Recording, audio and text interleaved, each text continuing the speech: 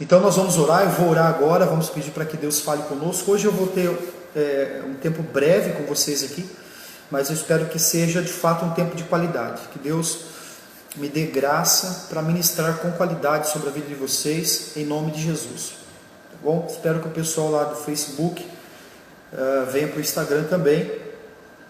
Se você puder, aí embaixo no seu Instagram vai ter um aviãozinho aí. Envia convidando pessoas para assistirem essa live, traz amigos, traz pessoas para assistirem, ainda que seja um momento breve, mas eu creio sim, de fato, em nome de Jesus, que Deus ele vai falar com as nossas vidas. Então, vamos orar? Pai, eu estou na sua casa, estou em sua presença. Preciso, Deus, da sua graça. Eu não posso fazer nada se o Senhor não fizer, se o Senhor não fizer através de mim.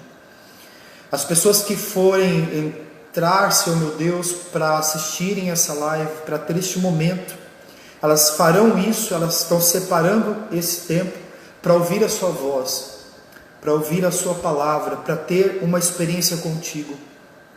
Então, Rei dos Reis e Senhor dos Senhores, peço que o Senhor me lave com o teu sangue, Jesus, neste momento, e que o Senhor me encha da sua graça, para que eu me cubra com a mesma, para que eu possa, grande Deus, falar para os teus filhos a tua vontade, aquilo que o Senhor ministrou ao meu coração nessa tarde, Senhor.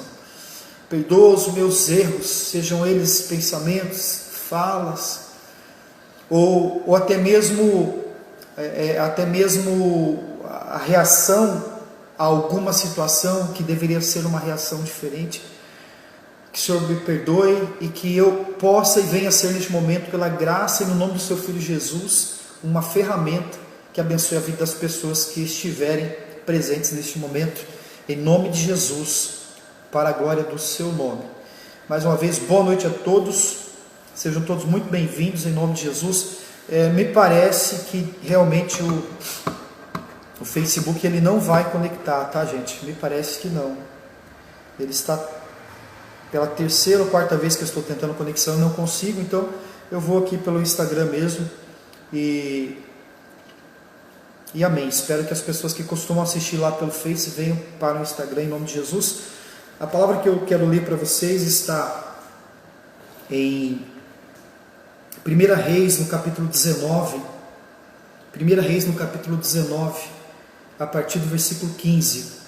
1 Reis 19, 15, diz assim: Disse-lhe o Senhor: Vai, volta ao seu caminho para o deserto de Damasco, e em chegando lá unge a Azael rei sobre toda a Síria, rei sobre a Síria.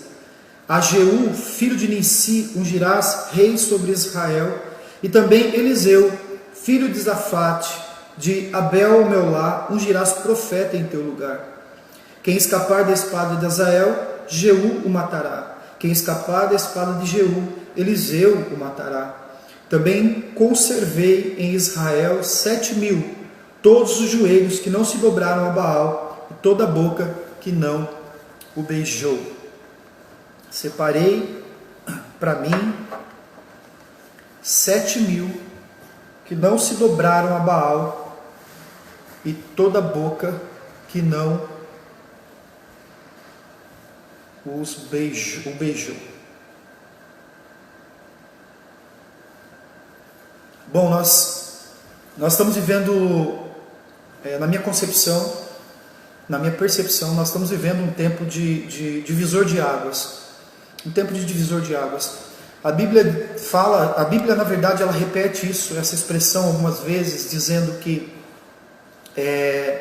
haveria um tempo onde ficaria muito claro, haveria a diferença entre o ímpio e o justo, entre aquele que serve a Deus e aquele que não serve a Deus. E a diferença entre o ímpio e o justo, entre outras, está talvez no cerne disso tudo, que traz essa diferença, que mostra essa diferença, está na atitude. Então o ímpio e o justo seria diferenciado pela sua atitude, a sua atitude de acordo para enfrentar qualquer situação, faria então a diferença entre o ímpio e o justo.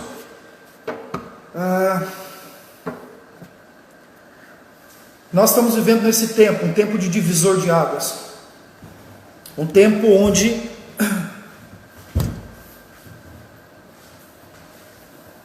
um tempo que clama pela manifestação. A Bíblia diz que a criação geme, aguardando a manifestação dos filhos de Deus, dos filhos autênticos de Deus. E eu vou além, Paulo disse isso, eu vou além, eu diria que a criação geme, aguardando a manifestação dos filhos maduros de Deus, dos filhos amadurecidos. Por que os filhos amadurecidos? Porque a Bíblia diz que, eu vou desligar aqui o Facebook, realmente não vai passar, não vai rolar no Facebook, e está me incomodando aqui essa tela. Deixa eu fechar aqui, senão eu não vou conseguir me concentrar no que eu estou fazendo. Infelizmente, Facebook não foi. Então eu vou fechar aqui. Beleza. Então o tempo da manifestação de filhos amadurecidos de Deus. Não basta apenas serem filhos de Deus, ok? Os filhos, eles vão viver dos prazeres, os filhos de Deus, eles vão gozar da presença de Deus, da manifestação dos seus milagres, mas os mesmos não poderão, não estão prontos, se não estiverem amadurecidos, não estarão prontos para viver a plenitude daquilo que Deus quer que vivamos. Viver a plenitude de Deus, Deus está disposto a derramar sobre nós a sua plenitude. E viver a plenitude de Deus é para os filhos amadurecidos. Eu tenho algumas coisas que pertencem, na verdade, o que eu tenho e o que eu procuro alcançar hoje, humanamente falando, pertence às minhas filhas. Mas existem algumas coisas que eu tenho hoje que as minhas filhas, elas não podem desfrutar porque elas não têm maturidade para isso ainda.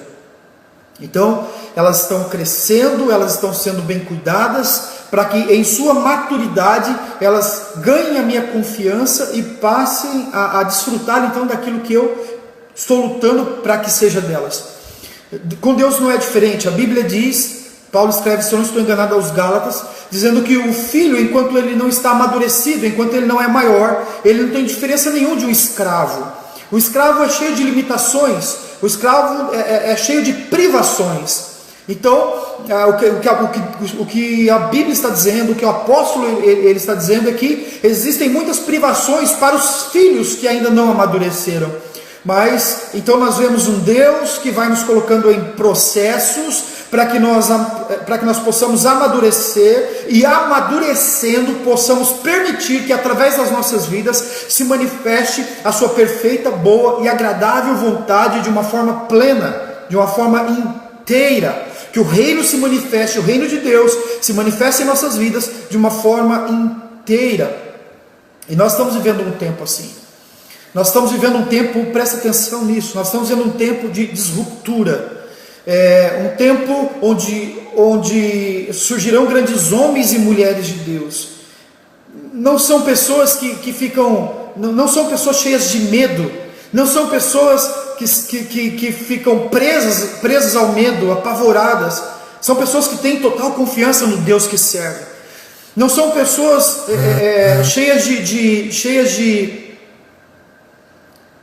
não são pessoas cheias de da dó, gente, que tem pessoas mandando mensagem, provavelmente para perguntar do Facebook. É uma pena.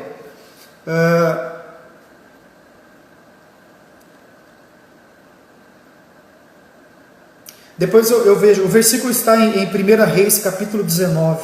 1 Reis, capítulo 19, a partir do versículo 15.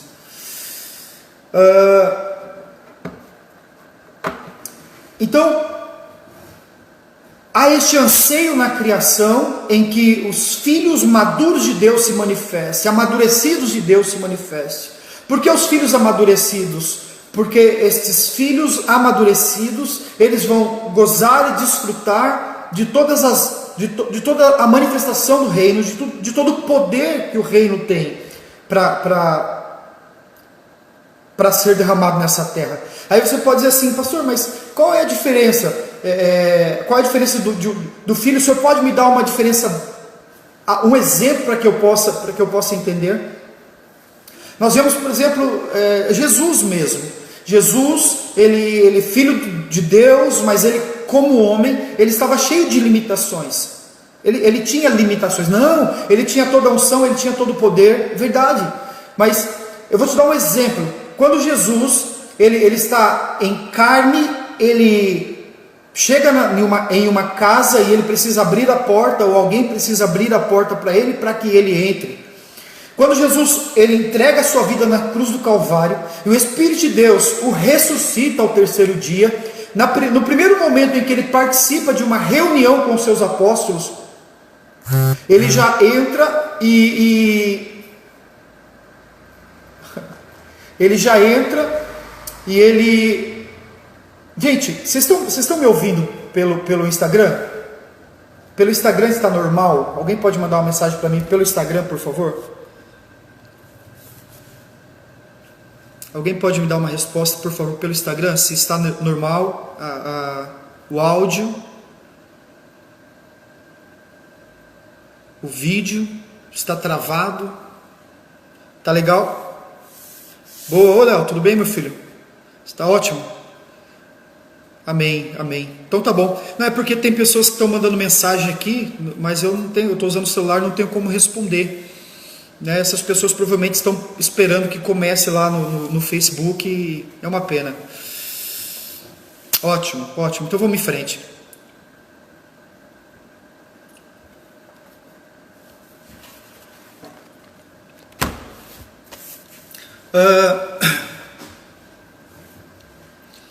Esses filhos amadurecidos de Deus, eles vão manifestar o reino de uma forma completa, de uma forma plena.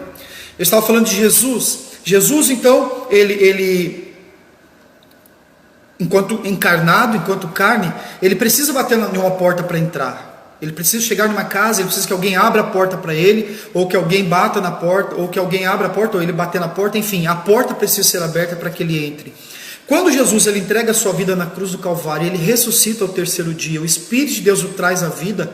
Na primeira reunião que ele vai participar, a Bíblia diz que ele passa pela porta, a mesma estando fechada. A Bíblia diz também que há momentos em que alguns homens estão andando com Jesus, já ressurreto, conversando com Jesus, e eles não conseguem reconhecê-lo. Há uma transformação em Jesus, e eles não conseguem reconhecê-lo. Jesus já não é mais aquele mesmo Jesus, ele já não é mais reconhecido como era antes. Então há uma transformação, porque agora há uma manifestação de Jesus como um filho amadurecido de Deus, com a plenitude. Eu vou dar alguns exemplos também, não só de Jesus, mas os apóstolos, os discípulos, que posteriormente se tornaram apóstolos. Os 12, depois fica 11, depois entra Matias no lugar, continua os 12. Você vai ver, antes deles serem cheios do Espírito Santo, a Bíblia diz que em Atos dos Apóstolos, a partir do capítulo 2, que eles são cheios do Espírito Santo, se cumpre a promessa do Deus Pai, e eles obedecem a Jesus, que disse para eles: fiquem em Jerusalém, porque vocês vão ser cheios de poder, vocês vão receber da minha virtude. E quando eles ficam em Jerusalém, eles são cheios, e a partir dali eles começam a manifestar plenamente o reino de Deus. Entre tantas coisas que aconteceram, uma delas, só para você entender a grandeza do que é ser um filho amadurecido, a Bíblia diz que eles tiravam tecidos, que eles enxugavam o seu suor, toalhinha que eles enxugavam o suor, e levavam a toalha dos apóstolos para casa onde havia um enfermo, colocava a toalha sobre o enfermo e orava, e o enfermo era curado. A Bíblia também diz que, como os apóstolos eles não conseguiam tocar em todas as pessoas, porque era uma grande multidão, as pessoas elas eram colocadas em uma posição em que os apóstolos, ao passarem andando, a sombra deles tocava nas pessoas que estavam enfermas, e as pessoas eram libertas, elas eram curadas. Eu não sei se você já participou de algum culto assim. Se você não participou de algum culto assim, é exatamente porque Deus está nos levando a um amadurecimento. Não só a igreja como um todo. Porque a manifestação do reino de Deus, ela não tem como porta de entrada um título qualquer. Não é porque eu sou pastor ou missionário sabe, os homens eles foram criando essas coisas, os caras começaram a ser chamados de apóstolos, nada contra isso, ok? É bíblico. Outros, os bispos, os apóstolos, e começaram a criar nomes, mas era meio que uma ideia de marketing, sabe? Aquele nome que impressiona, meio que um nome artístico, para impressionar as pessoas, a vestir-se de uma forma que impressionavam as pessoas. Então começou a entrar os homens na carícia da manifestação sobrenatural. Os homens começaram a buscar subterfúgios naturais para impressionar as pessoas. A Bíblia fala de um mágico que começou a ver Pedro, os apóstolos fazendo milagres, e ele vê o poder que se manifesta através da vida daqueles homens, e ele chega e oferece dinheiro para eles, fala assim, eu quero comprar isso que vocês têm, porque eu quero ter isso na minha vida. Ele é amaldiçoado, porque isso não se alcança com o dinheiro, isso é maturidade, é presença de Deus, é a presença de Deus. Eu ouvi uma história muito bacana, o pastor JB contou essa ilustração, ele falando a respeito do ministério dele. Ele fala que depois de 27 anos de ministério, e depois que ele falou, eu falei, eu me sinto exatamente assim, depois de 20 anos de ministério, eu me sinto como se eu estivesse em cima, tem uma história de uma formiguinha, e essa formiguinha, ela pede carona para um elefante. Ela tinha que atravessar uma parte da savana, e ela pede carona para o elefante, porque era uma parte desértica, e a formiguinha percebeu que ela não conseguiria atravessar sozinha. Então ela chega para o elefante e fala, seu elefante, o senhor me dá uma carona até o outro lado do deserto, até outra parte seca, úmida?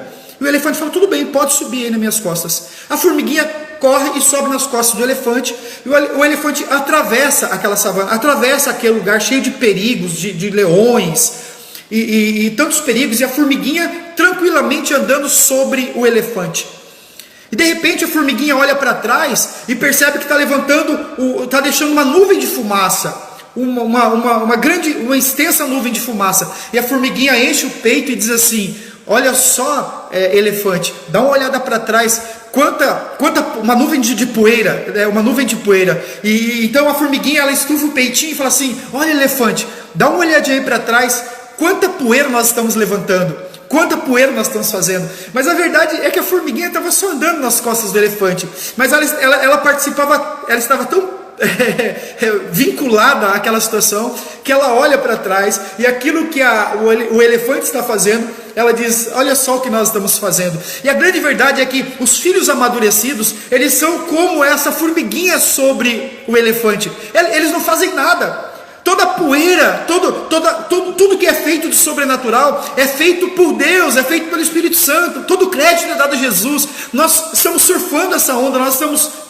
vivendo essa realidade, mas quem faz é Deus. Você é só uma formiguinha, mas Ele é o leão da tribo de Judá e está transportando a sua vida.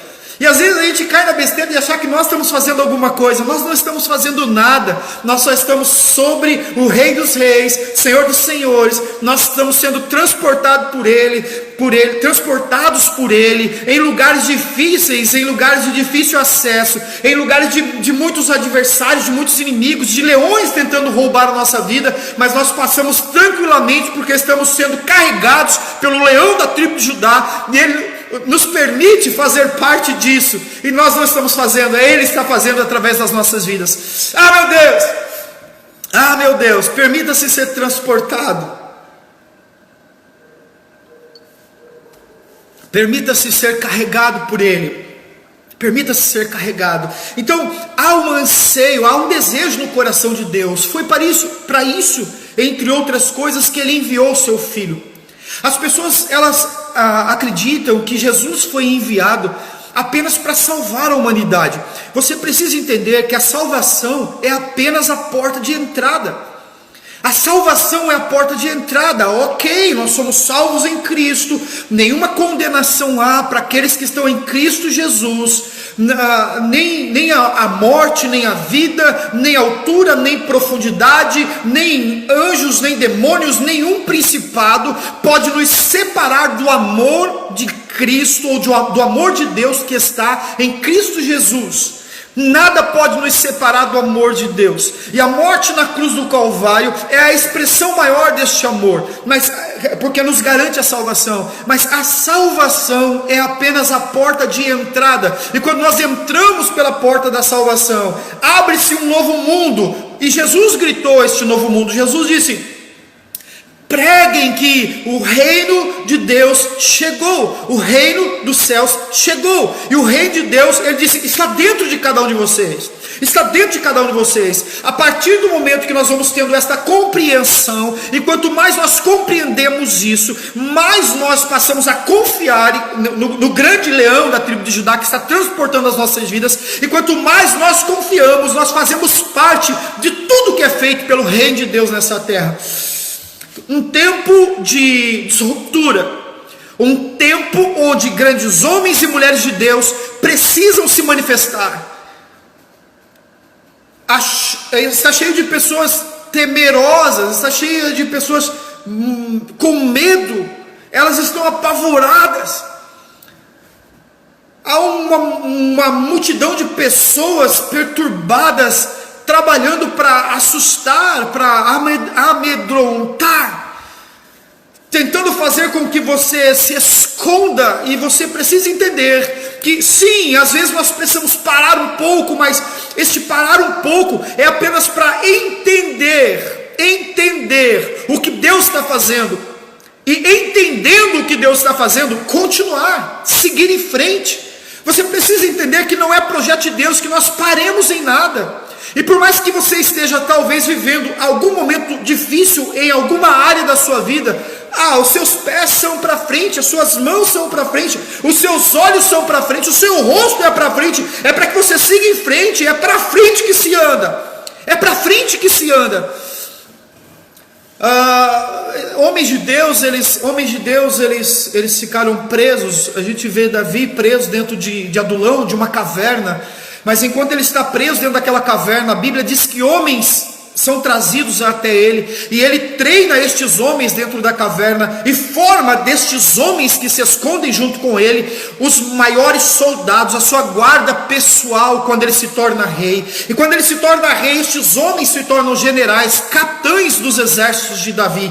Quando Deus ele te segura, quando Deus ele te prende, quando Deus ele te esconde, é para que você cresça neste tempo, é para que você se fortaleça neste tempo, porque quando Deus te manifestar, você vai manifestar através de você o reino dele em toda a sua grandeza, em toda a sua potência. Quando Davi sai de Adulão e se levanta como um rei, escute, há um momento em que ele está fugindo de Saul. Davi, o rei Davi, ele é Davi ainda, ele está fugindo de Saul, e ele deixa os seus pais com um rei, e ele fala assim para aquele rei: cuide do meu pai, cuide da minha mãe, até que eu entenda o que Deus fará com a minha vida, o que Deus está fazendo em minha vida. Sim, há momentos que nós somos parados para entendermos o que Deus está fazendo em nossas vidas, mas é só para isso.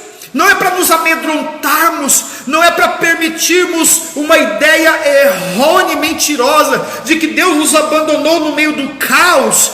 Deus tem gritado através da minha vida, e Ele grita através dos seus profetas. Há um caminho, Deus faz um caminho no meio da tempestade. Deus é um Deus que costuma fazer caminhos no meio da tempestade.